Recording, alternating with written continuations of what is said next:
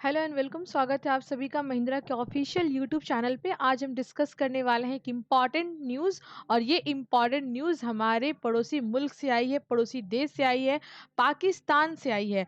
और पाकिस्तान से ये जो न्यूज़ आई है वो है सुरक्षा नीति के बारे में। यानी पाकिस्तान ने अपनी पहली, हम कह सकते हैं पहली ऑफिशियली सिटीजन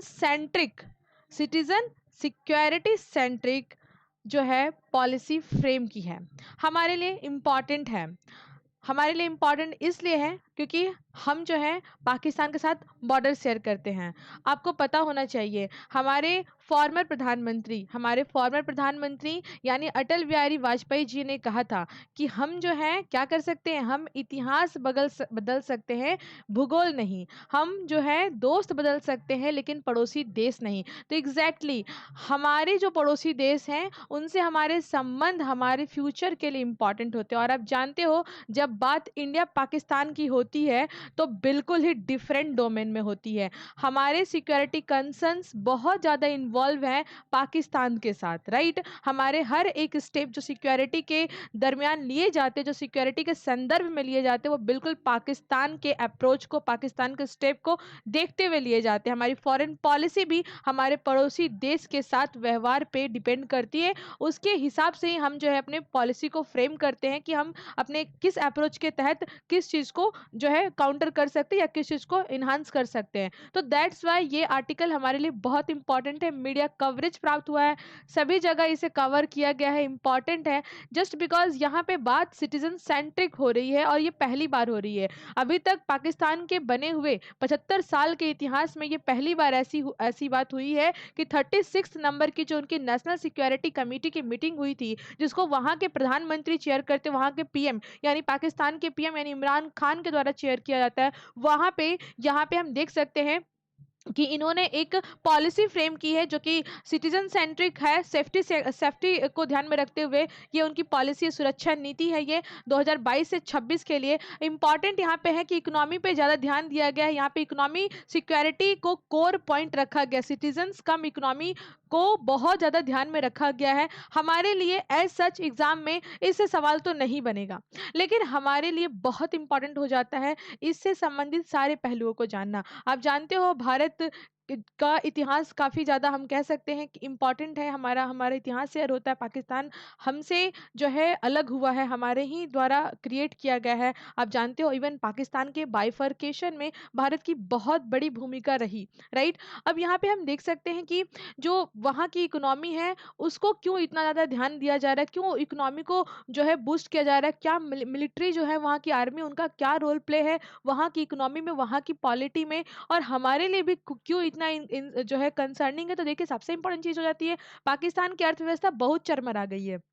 पहले भी थी, अभी ज़्यादा ही हो चुकी है, और कोविड में तो बहुत हुई, आपने देखा कई ज़्यादा हुए एंड क्राई हमने देखा। तो यहाँ पे आप देख सकते हो कि जो एफएटीएफ है ना, यानी फाइनेंशियल एक्शन टास्क फोर्स है, उसकी ग्रे लिस्ट में पाकिस्तान लंबे समय से बना हुआ है। ये भी डर है पाकिस्तान को, ये भय है कि ब्लैक लिस्ट में ना हो जाए। तो जब जब यहाँ पे जो है कई सालों से 2018 से अप्रॉक्सीमेटली पाकिस्तान ग्रे लिस्ट में है, और डर के साथ है कि ब्लैक लिस्टेड ना हो जाए। लेकिन ऑल्दो हम जानते हैं कि बहुत तरह से कुछ कंट्री जो है वो सपोर्ट में होते हैं, और कुछ पॉइंट्स को लेकर के यहाँ पे हम देख सकते हैं कि हमारी तो पूरी अप्रोच रहती है कि पाकिस्तान या तो सुधर जाए या तो ब्लैक लिस्ट में डाला जाए, और ब्लैक लिस्ट में डाला जाए सो दैट कि वो जो है अपने एक्शंस पे ध्यान दे, अपने एक्शंस को रिवाइव करे, ताकि जो पीस होती है, पीस को प्रमोट करने में वो जो है इन्वॉल्व हो, ना कि टेररिज्म प्रमोट करने में। जब टेररिज्म की बात होती है तो पाकिस्तान को टेररिज्म का फैक्ट्री कह दिया जाता है, ऐसा हमारे द्वारा ही नहीं वर्ल्ड लेवल के द्वारा कहा जाता है। तो एक इम्पॉर्टेंट चीज़ हो जाती है। तो ये जो फाइनेंशियल एक्शन टास्क फोर्स है, इनके द्वारा पाकिस्तान को जो ग्रे लिस्ट में बरकरार रखा गया, इससे पाकिस्तान की इकोनॉमी काफ़ी ज़्यादा खराब हुई है, और वहाँ के जो अभी जो वहाँ के नेता हैं, है ना, जो इमरान खान है, उनके ऊपर बहुत प्रेशर है, अलग अलग पॉलिटिकल पार्टी का प्रेशर से, सिटीजन्स का प्रेशर से।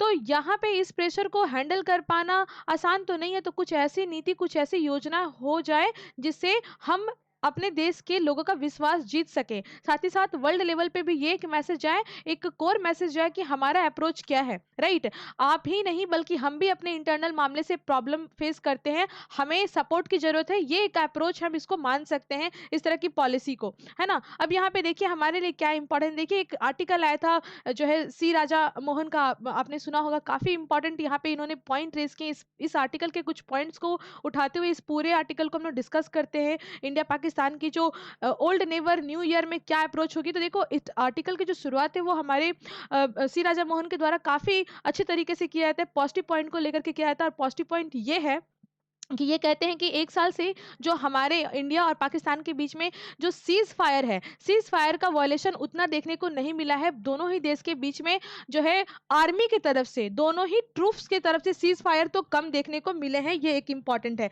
लेकिन यहाँ पे लोग का 2 व्यू है। 2 व्यू है, जो पेसिमिस्टिक्स होते हैं उनका कहना होता है कि भारत और पाकिस्तान के बीच में तो कभी शांति आएगी नहीं। अभी तो 75 साल हुए हैं, ये लड़ते रहेंगे कब तक, जब तक 100 साल नहीं पूरा होता है। लेकिन ऐसा नहीं है। जो रियलिस्टिक्स है उनका कहना है कि नहीं, शांति आएगी, लेकिन सवाल यह है कब, सवाल यह है कब शांति आएगी।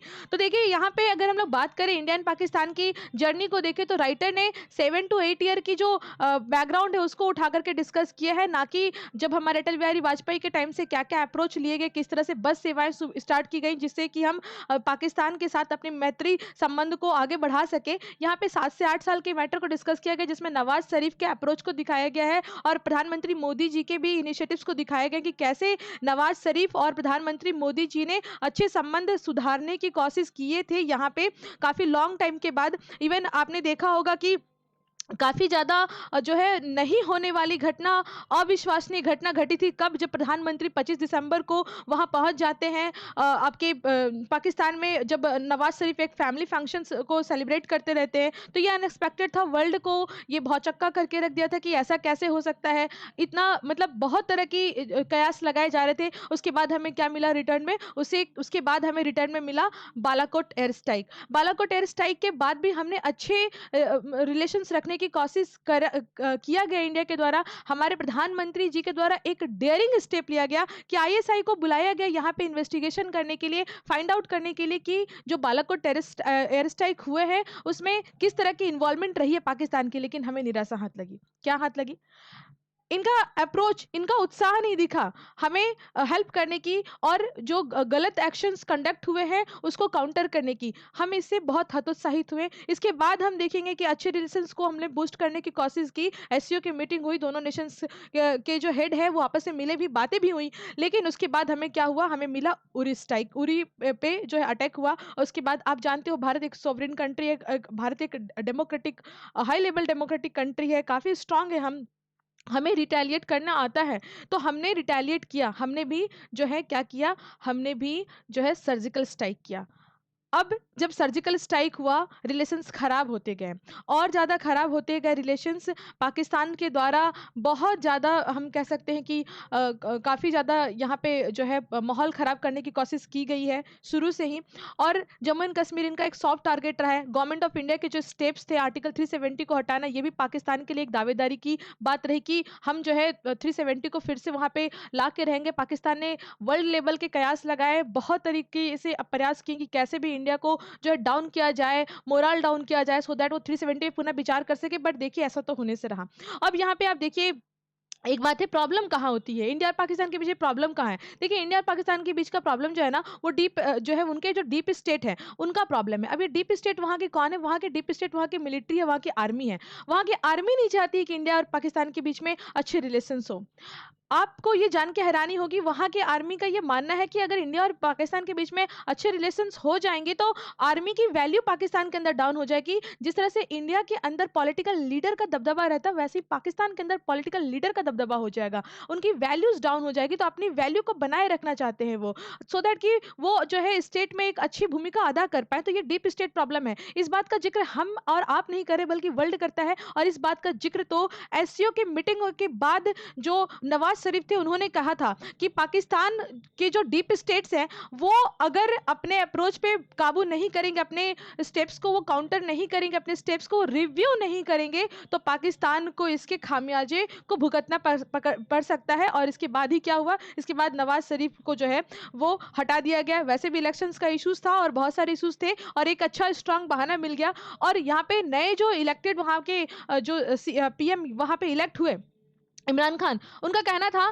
कि अगर 2019 में मोदी जी फिर से इलेक्ट होकर के आते हैं तो भारत के साथ उनके अच्छे पीस के रिलेशंस वो बूस्ट कर पाएंगे, क्योंकि उनका ये दावा था कि मुझसे ज़्यादा, यानी इमरान खान से ज़्यादा भारत को कोई नहीं समझता पाकिस्तान में, ये उनकी दावेदारी थी। लेकिन राइटर का यहाँ पे हास्यास्पद रिप्लाई है और कहना है कि शायद उनको अभी भारत और पाकिस्तान के रिलेशंस के मैटर में कुछ होमवर्क करना बाकी रह गया था। तो देखिए हमारे लिए क्या है, हमारे लिए इंपॉर्टेंट यही है कि वहाँ की जो पॉलिसीज आई है वो हमें किस तरह से प्रभावित करती है, हमारा क्या बैकग्राउंड रहा है, थोड़ा सा हमें जानने की जरूरत है। बहुत सारे ऐसे ऑर्गेनाइजेशन है जहाँ पे इंडिया एंड पाकिस्तान एक साथ जो है चेयर करते हैं, जैसे सार्क ठंडे बस्ते में, just because of India and Pakistan का इशू, सार्क अब लगभग एकदम ठंडे बस्ते में है, अब निगोशिएट का कोई टॉपिक भी नहीं बचता। तो सार्क एक अच्छा रीजनल लेवल का एक कोऑपरेटिव बॉडी था, लेकिन वो एक जो है हम कह सकते दो देश के बीच के रिलेशन के कारण वो बॉडी, रीजनल बॉडी जो एक बर्बाद हो गई, खराब हो गई। अदरवाइज